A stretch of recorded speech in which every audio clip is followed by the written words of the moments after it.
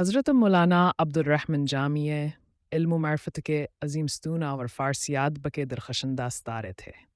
ان کی زندگی میں کئی خوب افصورت اور سبق آموز واقعات ملتے ہیں، جن میں سے ایک نہایت دلچسپ اور محبت بھرے پیغام کا حاملہ ہے۔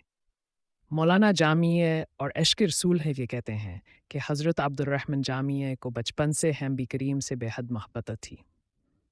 جب آپ حج کے ارادے سے روانہ ہوئے تو راستے میں آپ کو خواب میں نبی کریم صلی اللہ علیہ وسلم کی زیارت نصیب ہوئی۔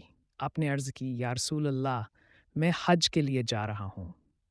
نبی کریم صلی اللہ علیہ وسلم نے فرمایا، جامی، تمہارے لیے حج سے زیادہ مدینہ کی حاضری بہتر ہے، پہلے میرے دربار میں آؤ۔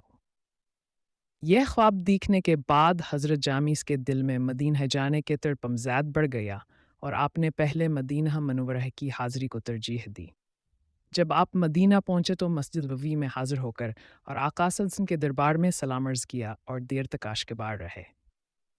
یہ واقعہ حضرت جامیس کے عشق رسول کی گہرائی کو ظاہر کرتا ہے اور ہمیں یہ سبق دیتا ہے کہ اللہ اور اس کے رسول کی محبت کو ہر چیز پر مقدم رکھنا چاہیے۔